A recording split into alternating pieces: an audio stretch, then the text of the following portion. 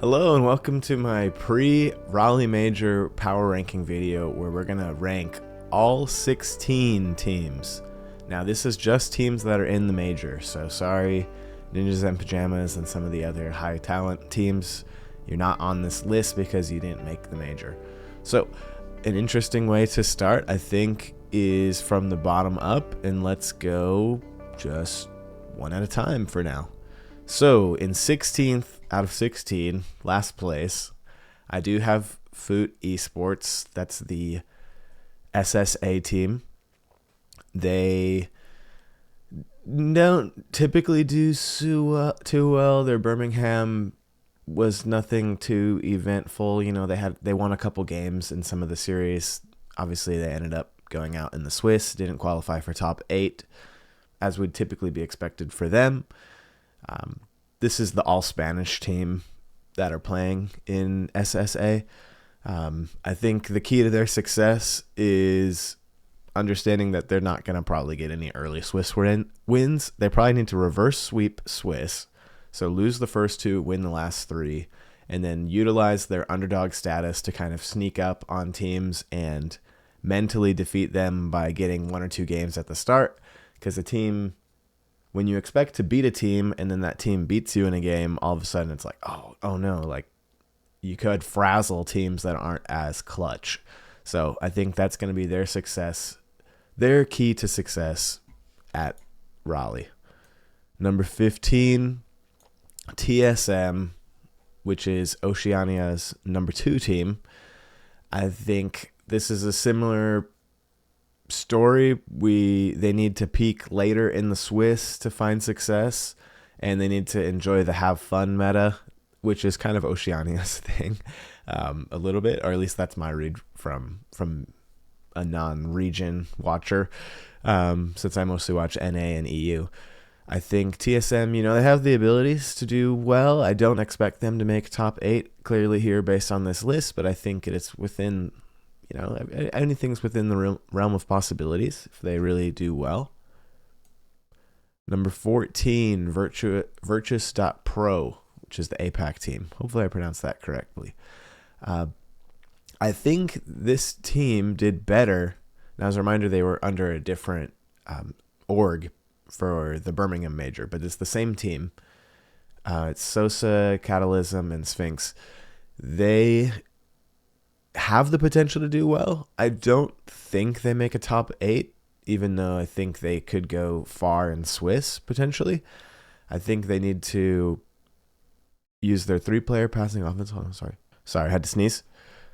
They use a 3-player passing offense between those 3 players, and then they count on Sphinx getting even better because he got some on-LAN experience as kind of their lead offense / APAC's most promising new player, at least in my opinion of what I've seen from them. If you're an APAC enjoyer, let me know what you think, but that's kind of my thinking is they need to keep using that 3-player passing offense where they're doing a lot of infield mid passes rather than trying to peak and get a bunch of 1v3s or 1v2s over the top of these other teams that have more established players. Number 13, Team Secret, which is SA South America's number 2 team, obviously behind Furia. Now, Team Secret had a very disappointing Birmingham. I think everyone would say that. They really didn't show up in the way that we think they could. I think this is a team that definitely has the potential to go top 8 on their best day. I think they need to catch teams sleeping, meaning counting on teams to think, oh, it's Team Secret, like it's not going to be too much of a challenge. And I think Swift needs to come out and play his best ball to really lead this team to success at the LAN. Their last results were pretty disappointing, but maybe that fuels something. They did well in Opens 4, 5, and 6. They actually technically won either Open 4 or 5. I don't remember off the top of my head. Due to some issues with Furia, but they also put themselves in a position to win it, and they won it. So they definitely have the ability to beat Furia under the right circumstances, and if you can beat Furia, I believe you can be top 8. That shows that you have the ceiling to do that, in my opinion. Number 12, Wildcard. Wow, this guy really likes EU and NA and MENA teams. Sorry for everybody else. Wildcard, I think their key to success, because they always kind of go round 4, round 5 in Swiss, is to just feed Banana Head the rock. And what I mean by that is give Banana Head the ball, the key part of their offense, almost all of their offensive opportunities. In a way, this is going to be a crazy comparison. You guys let me know what you think. In a way, this team has a similar vibe to Twisted Minds with Nupo. Twisted Minds, Nupo, Wildcard, Banana Head. Actually somewhat parallel in their style, and I believe that the key to their success is to feed their star player relentlessly every game for the whole series. Now, obviously, Fever and Torsos, who are other members of Team Wildcard, need to do great and perform well, and they're always solid. But to get the peak to beat this teams and to go top 8 for Oceania, or top 8 for the Raleigh Major, I think they really need to feed Banana Head the ball. See him do great things with it. Now that we've gotten some of these ones out of the way, it's time to talk about some more controversial opinions. Number 11, I have Gen.G, Mobile One Racing. Now, this one might ruffle some feathers because I think there's genuinely some people that love Gen.G and think that they're going to do great things at this major. I think their key to success is for Justin to play solid as always. Always been a clutch LAN player. Now he's back on LAN, so there's kind of a factor, X factor there. I think Magic Bear and Cheese need to do a lot of team offensive passing plays and really feed each other in the middle.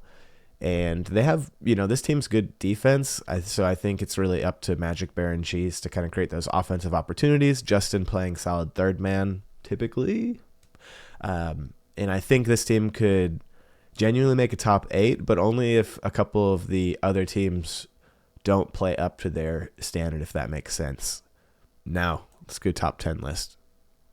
Space Station Gaming, another NA team. So this team was hard to rank, right? Because we've seen some magic from them in Open 6 in NA where they won. We've seen some magic from them. But they're so unknown. You've got 3 young players still in high school. Not that, that's going to disqualify them from doing great or anything.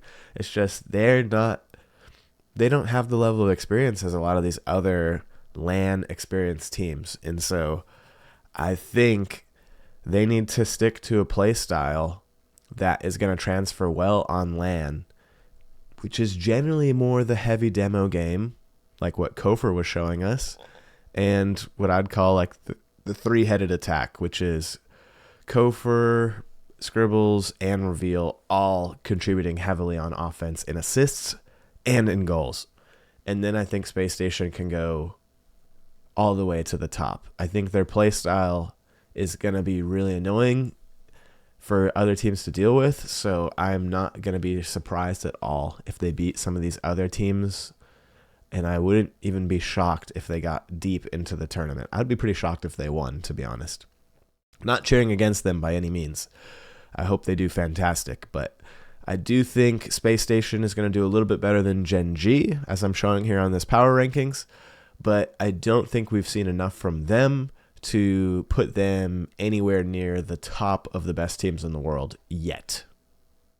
I say yet because if they have a monster rally and they show themselves really well at Raleigh, then when it comes to Worlds, that would be very interesting. Now let's go number 9. Sorry. Gentlemates Alpine. First EU team. We're already in the top 10. It's going to be 4 EU teams in the top 10. Showing maybe bias by me. I don't know. Gentlemates Alpine. This team is a good LAN team, at least historically speaking. Obviously, they didn't make the Birmingham Major. So we don't know how they're going to do this year, but they also didn't have Eugen at that point in the season. So now that Juicy, Seiko, and Eugen are together, I believe the key to their success is Juicy to have a big land. Seiko, to me, is always a very solid player. He has a very high floor, maybe one of the highest floors in the sport. I put him up there with like Rawas, Daniel, and Zen. Like, those guys all have such a high floor. And those guys also have a crazy peak as well, but you don't really get games where you look at those players and say, wow, that guy really played bad, or he really made measurable mistakes that led to points against them. And I think I put Seiko in that same category. It's just so rock solid, ice cold on land. We should expect great things from him.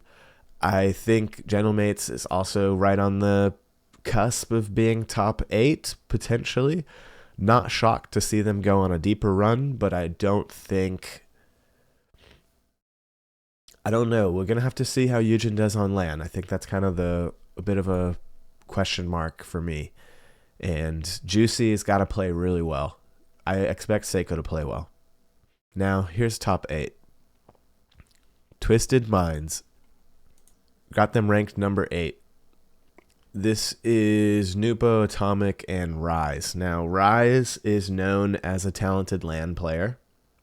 These guys did make top 8 last Birmingham. They had good results last Birmingham. I think... Sneezed again. I think that their key to success is what I'm going to say, set Nupo free. That means Rise and Atomic both playing support roles, and they need to give Nupo the ball so he can go 1-on-1 or 1v2. And they don't need to just give him the ball. They also should be demoing off the back wall or attacking defenders while Nupo has the ball, if that makes sense. Like going ahead of the play, erasing the opponents, and coming back. Because Nupo has incredible 1v1 and 1v2 skill set on his offense. So I think Twisted Minds just needs to put themselves in that situation to create those opportunities for him to do. Now, obviously, Rise and Atomic are going to play well. They're going to do a lot of the cleanup shots. They're going to do a lot of, Rise gets mechanical on land as well. So I expect good things from Twisted Minds this event. And we'll see. Number 7, Vitality. Vitality, without beating a dead horse here, for lack of a better term, we are going to not go too over the top in saying they were a disappointment or anything like that. We expect this team to do better just based off of name value and past results alone. They have yet to click. That to me is a coaching thing more than a player thing, but what I'm going to say, key to success. Notice I didn't even put Zen in the key to success. We need Exotic and Monkey Moon to get mechanical. That's what I think Vitality really needs, because otherwise teams are just going to fly at Zen and shut him down. But if Exotic and Monkey Moon are hitting very technical setups, shots, playing really fast, really mechanical, I think Vitality can win this event. But if they're not going to play like that, I don't think Vitality... I think they go out top 6 or top 8. I really don't see them doing great. We really need Exotic or Monkey Moon to do something special here. Number 6, the Ultimates. This was a tough NA ranking for me, especially after what Space Station Gaming did to them in Open 6. They 4-0'd them in the grand final, but Ultimates did beat NRG to get there, right? So what does that mean? It means Ultimates play typically pretty well against teams they have more experience on, and they certainly have the ability to do well at these lands. As a reminder, they went to the grand final in Birmingham, and they did get swept there by K-Corp. I think most teams would have gotten swept by K-Corp. They were playing really good Champ Sunday. But Ultimates, I think a little bit of that experience, a little taste of that, they're going to be doing just fine. I think between First Killer, LJ, and Chronic, very solid team, extremely high floor, definitely a team you expect to qualify top 8. And I would put them as NA number 2 still, over Space Station or Gen.G. And I think the key to their success is going to be Chronic playing great Rocket League and peaking with confidence. When Chronic plays his best game, the Ultimates look so unstoppable. And Chronic is the key, I think. First killer, he's going to play good. He's also going to make a couple mistakes. LJ is going to play good, but he's also going to peak a couple times and create goals where almost no one else in the world could have scored in those opportunities. I think we just need Chronic to show up and play with high confidence and let him be him, if that makes sense. So that's who I put as number 6. I expect them to do well again. Number 5, Furia. Interesting. Now, this is where things get debatable again, right? I guess everything's debatable. But Furia, South America's number 1. The key to this one, they went top 4 in Birmingham. This is a great team. This is a talented team. But at this point in the season, we have to ask, how much better are the EU and NA teams playing because their region's a little bit more competitive than MENA and South America, right? And so I think Furia played well, but I had to discount them a little bit. I think I had them top 3 or top 4 realistically, but then with them losing to Secret and not always winning out in their region, it does make me worried for them. However, these guys play really well on LAN, and I think the only key to success, well, there's plenty of keys to success, but the one that I want to highlight is I think Yan really needs to show why he could be considered the best in the world. And on a very good day, he attacks so creatively and so dynamically, just the way he takes the ball down the court and attacks the goal, that I really think Furia has a chance to win a LAN. But they need to do it soon. I think also, just a quick note, Trofino needs to play super solid, super high floor, and Lost, I think, needs to find his peak games. It seemed like Furia has kind of moved to more of a strategy where Yan and Lost are playing more first. They're kind of sharing first man, because I think they ran into the same problem that Vitality ran into, which is if you give the ball to Zen every single time, they may be a top 2 or 3 or 4 player in the world. But if your strategy is giving it to the star every single time, it's tough to win in 3v3 Rocket League when I know all I have to do is shut down that one player and then all of a sudden your offense doesn't click, right? And so Yan's got to show why he's the best, but we also need to see Lost play super great. So should probably add that on there. Here's where the picks get even more controversial. Number 4, Dignitas. EU number 2, I have as world number 4 right now. Now, what do we need to see from Dignitas to expect them to get better results over Furia, Ultimates, Vitality, Twisted Minds, Gentlemates, Space Station, etc., right? Because they're on top of a bunch of really good teams on my list. Well, open your eyes. Look at how they're playing. They are playing awesome Rocket League, and they have definitely got high confidence against these teams. I think they got a little bit shortchanged at Birmingham. They lost to GK. Sorry, I was blanking there. They lost to GK in Game 5 of Swiss. Rather unfortunate pull to have your own region in Series 5 of Swiss, but that's how it goes sometimes. They almost went top 8 last time. This time, they're peaking at the right time of their season to do really well in this tournament. I expect them to go top 4 based on what we're seeing. And I think their key to success is Stizzy continuing to peak. And then we need the solid Jack and Jorius that we've seen in the last couple opens in EU to then feed Stizzy and keep him from frying out, if that makes sense, like fizzling out, however you want to say it. So I expect Dignitas to do well, and I do put them over Furia. Let me know what you think about that. Here's another slightly controversial pick. Number 3, NRG, the team I'm kind of cheering for, to be honest. This team, most lists I've seen put them at number 2. And you're going to see there's a MENA team missing and there's an EU team missing from the top 1 and 2. NRG, their key to success, they always do good. They're pretty much a guaranteed top 4 lock like every time they play at these lands. But what we need to see from them to really have them success is we need to see Dan mode.